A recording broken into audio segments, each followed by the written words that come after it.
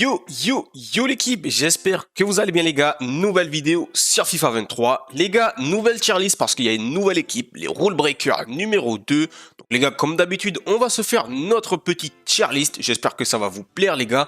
On se retrouve tout de suite sur le site de la tier list. Blah.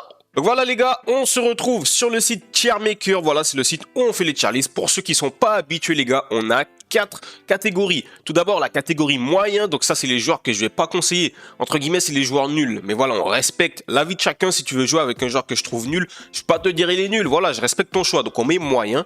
Ensuite on a bon, très bon et GOAT. Donc voilà, c'est assez simple. Bon, c'est les bons joueurs. Voilà, vous pouvez avoir dans votre équipe ces joueurs là, mais c'est pas exceptionnel.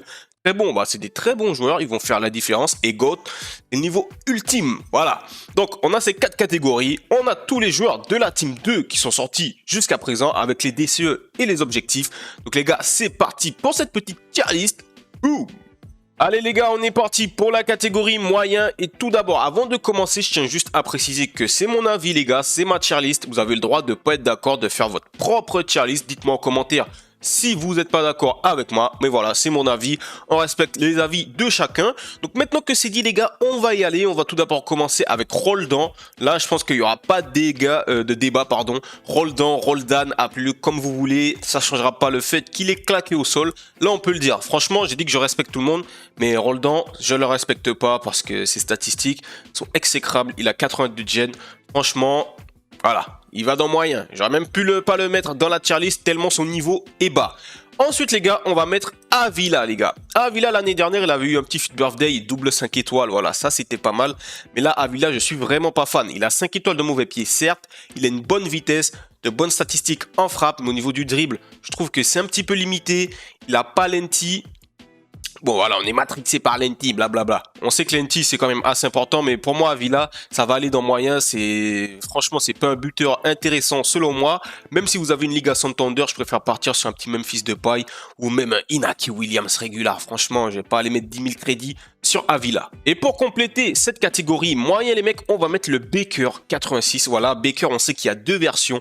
J'ai décidé de mettre la version qui n'a pas de dribble dans moyen parce que franchement, rapport qualité-prix, tu as une autre version qui l'écrase de bout en bout. Si tu prends cette version-là, pour moi, c'est vraiment moyen. Cette version-là, si tu la compares à l'autre, Baker, il est très moyen. Voilà, il est moyen. Voilà. De base, on aurait pu le mettre dans bon peut-être. Mais si tu fais la comparaison avec son homonyme, c'est moyen.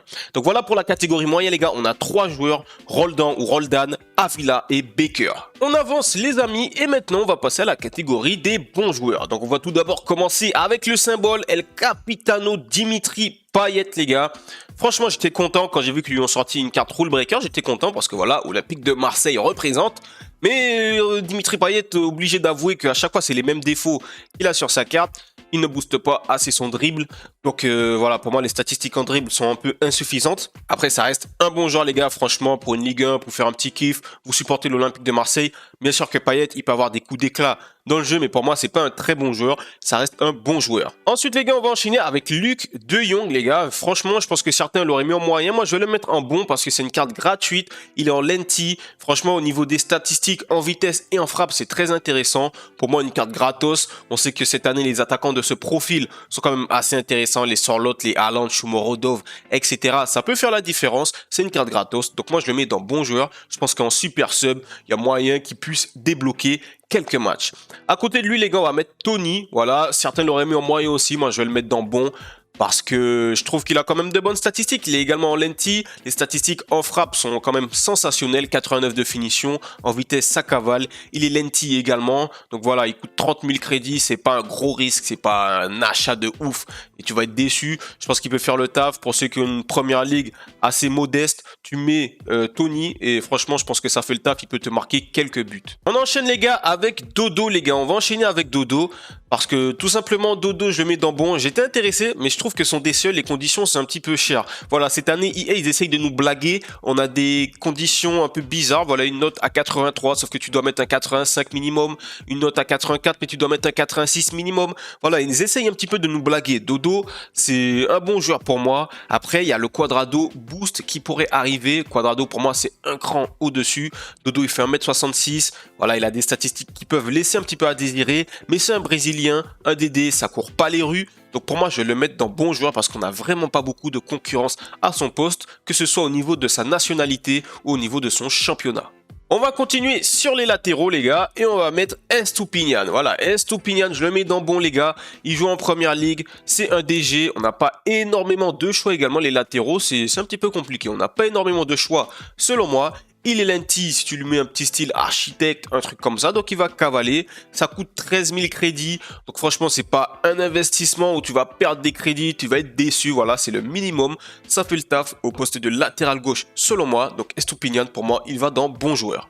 On continue en première ligue, les gars, et on va partir sur Emile Smith-Rowe pour aller dans la catégorie des bons joueurs. Peut-être que certains l'auraient mis plus haut, moi j'ai décidé de le mettre dans bon, tout simplement parce que je trouve que ses statistiques en dribble sont insuffisantes. Voilà, il n'est pas très agile, pas trop d'équilibre, pas trop de réactivité. Pour moi, c'est vraiment pas fameux. Après, ça reste fun à jouer. C'est une carte originale qui n'a pas reçu tant de cartes spéciales que ça, puisque c'est un jeune joueur. Il a eu une future star l'année dernière, mais c'est quand même assez original. Ça peut dépanner en première ligue, mais par exemple, moi, je préfère 1000 fois jouer avec le haut de garde RTTK parce qu'il a les 5 étoiles de gestes techniques, etc. que Smith-Rowe. Mais franchement, en MOC, ça peut faire le taf. C'est pas mal, mais sur l'aile, j'ai un petit peu de doute avec ses statistiques en dribble. On arrive bientôt à la fin de la catégorie bon joueur, les gars, et on va rajouter Thomas Meunier. Thomas Meunier, j'ai hésité un petit peu à le mettre dans la catégorie très bon, mais je sais pas, j'ai une petite intuition qu'il fallait que je le laisse dans la catégorie des bons joueurs. Thomas Meunier, il est lenti, il a de belles statistiques en vitesse. Franchement, sur le côté droit, on n'a pas beaucoup de choix en Bundesliga, t'as du Frimpong et c'est tout, voilà, t'as pas énormément de choix, t'as Mazraoui régulier, mais c'est pas ouf. Donc voilà, Thomas Meunier, pour ceux qui ont une Bundesliga, ça apporte une vraie solution au poste de latéral droit. Il est solide physiquement, défensivement aussi ça passe, mais le lenti va faire la différence. Je pense que c'est à tester, mais franchement j'ai hésité à le mettre dans très bon, mais j'ai pas eu assez de retours sur lui pour pouvoir le mettre plus haut. Et enfin les amis, pour compléter cette catégorie des bons joueurs, les gars, je vais mettre Merino. Merino, franchement, j'ai bien envie de le tester. Je vais le tester, je pense, cette année, parce que sa carte régulière, déjà avant la sortie du jeu, j'avais dit qu'il avait une sacrée carte. Là, sa carte, elle est vraiment très complète, très intéressante. J'aurais pu peut-être le mettre dans très bon, mais j'ai eu 0 retour sur lui. Faudrait que je le teste, les gars. Pourquoi pas se faire un petit concept la semaine prochaine avec Merino dedans. Mais Merino, il a vraiment une sacrée carte. Je pense qu'on ne sera pas déçu. Voilà, au niveau des milieux de Liga Santander, dans les rule breakers, on a été servi avec Merino et Robertone. C'est quand même assez original. Franchement, c'est pas mal. Merino à surveiller, les gars, à tester. C'est intéressant. On passe maintenant à la catégorie des très bons joueurs, les gars, et on va tout d'abord commencer avec Moussa Sissoko. J'ai pas besoin de parler de Milan, Moussa Sissoko. On sait que dès qu'il a une carte spéciale, c'est du sale, les amis.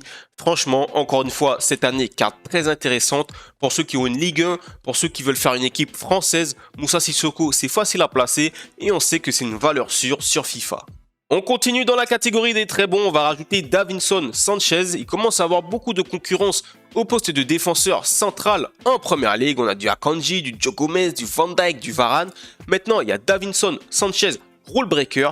Très belle carte, il a 80 de vitesse, il est lenti, donc voilà, rassurez-vous, lenti c'est devenu la base à avoir pour un défenseur, bien entendu. Au niveau de la défense et du physique, c'est également très carré. Et au niveau des passes, ça m'a choqué parce que je crois qu'il a 90 de passes courtes. Pratiquement, en tout cas, il a de très bonnes stats en passes courtes. Donc Davinson Sanchez, pour moi, c'est un très bon joueur. On continue avec Baker, les gars. Donc voilà, on a un Baker en moyen, un Baker en très bon. Franchement, ce Baker-là, je le trouve très intéressant. Parce que c'est beaucoup plus intéressant d'avoir un Baker qui pourra se retourner, qui a de meilleures statistiques en dribble, plutôt qu'un Baker qui est quand même un peu plus lourd. Franchement, avec les statistiques en dribble, pour moi, c'est un très bon joueur pour ceux une Bundesliga, pour ceux qui veulent un BU super sub. Voilà, le DCE ne coûte pas excessivement cher. Pour moi, Baker, ça va aller dans les très bons joueurs. On continue en Bundesliga, on va rajouter Monsieur Lacroix, les gars. Voilà, on lui a down sa vitesse parce que bien sûr que c'est un mec qui cavale. Mais il a lenti, rassurez-vous, voilà la base. Encore une fois, il a lenti pour un défenseur central cette année, c'est la base. Il a lenti, de très bonnes stats en défense et en physique. Et comme Davinson Sanchez, en termes de passes courtes, c'est exceptionnel. Même en passe longue, je crois qu'il a 84 de passes longues, un truc comme ça. Franchement, de très bonnes passes. Donc à la relance, que ce soit Lacroix ou Davinson Sanchez, vous serez servi. Il est français, il joue en Bundesliga. Il y a moyen de faire des petites hybrides, de faire des petits combos. Pour moi, c'est très intéressant. Maxence Lacroix. Et enfin les amis, pour compléter la catégorie des très bons joueurs, je vais mettre Havertz. Peut-être que certains l'auraient mis en GOAT, mais comme j'ai dit, c'est mon feeling les gars, c'est mon ressenti. Havertz, j'ai toujours l'impression qu'il lui manque un petit truc, surtout au niveau de l'agilité, du dribble, tout ça. Je trouve que c'est un joueur qui est quand même assez lourd. Je l'avais testé l'année dernière, sa version Road to the Final. J'avais bien aimé, voilà, j'avais bien aimé, mais c'est pas un GOAT pour moi. C'est pas un joueur qui te fait passer un cap. C'est un joueur qui répond présent, qui répond à tes attentes. Mais Havertz, voilà, je trouve qu'il lui manque toujours un petit truc. Peut-être que s'il avait une carte Shoot Birthday avec 5 étoiles, 2 gestes techniques, là, j'aurais pu le mettre dans GOAT. Mais je sais pas, je trouve qu'il lui manque un petit truc à Kai Havertz. Après, ça reste quand même un très bon joueur. Franchement, si vous le paquez, si vous cherchez un buteur, un deuxième attaquant, un MOC, pour moi, Kai Havertz, c'est pas mal. Après, je dis MOC, mais ils ont quand même pas mal down. C'est passe. Mais franchement, en tant que deuxième attaquant, Kai Havertz, franchement, très bon joueur. On arrive bien évidemment à la catégorie des GOAT, les gars, et vous comprenez bien qu'il y a deux joueurs. Donc, on va tout d'abord faire le plus évident, c'est Franck Ribéry, voilà, double 5 étoiles. Hommage à la légende qui prend sa retraite. Voilà, il n'y a pas à parler de 10 000 ans non plus sur Franck Ribéry comme Sissoko. C'est une valeur sûre. Hein. On sait que chaque année, Ribéry, il a sa carte spéciale. Chaque année, elle fait des ravages. Chaque année, elle fait des dégâts. Ribéry, double 5 étoiles. Pas besoin de s'étaler. Encore une fois, cette année, il fait le job. Il est très cher, voilà, il est cher. Pour les pauvres comme nous, il est cher. Mais si vous avez l'occasion de le tester, je pense que vous ne serez pas déçus. Et enfin, voilà, ça peut choquer certains qui l'auraient mis dans moyen, qui l'auraient mis dans bon, dans très bon. Mais comme j'ai dit, c'est mon feeling, les gars. C'est mon feeling. Et Thiago, je le mets dans GOAT. Parce que c'est une carte que j'ai vraiment envie de tester. Elle me hype, cette carte. Voilà, je ne l'ai pas encore testée. Donc, je ne peux pas vous dire si c'est vraiment un GOAT ou pas. Mais je le mets dans GOAT. Voilà, je prévisionnalise que c'est un GOAT. Franchement, Thiago... c'est une belle carte, 5 étoiles, 2 gestes techniques. Pour une fois, il a une carte jouable parce qu'on sait qu'il manque de vitesse, de physique, etc. Là, je trouve qu'ils lui ont fait une carte qui est pas mal. Ça correspond à mes attentes en termes de milieu de terrain. Moi, je joue en 4-3-2-1, donc il sera dans un milieu à 3, à côté d'un Casemiro et peut-être d'un Lucas Paqueta. Et j'ai vraiment envie de tester Thiago, donc pour moi, je vais le mettre dans GOAT. Sa carte, elle me donne envie. Peut-être qu'elle vous donnera pas autant envie que moi. Vous allez le mettre dans très bon. Mais comme j'ai dit, c'est ma tier list, les gars. Si vous n'êtes pas d'accord, n'hésitez pas à me le dire en commentaire. Donc les gars, on arrive à la fin de cette tier list. Franchement, comme d'habitude, un régal, un plaisir pour moi de faire cette tier list. Franchement, ça me permet de revoir tous les joueurs, même ceux qui ne m'intéressaient pas. J'espère que pour vous, la tier list, vous la trouvez cohérente. Si vous n'êtes pas d'accord, dites-moi en commentaire à quel niveau vous trouvez que j'ai déconné. Bon, après, c'est mon avis, comme j'ai dit, donc je vais pas le changer.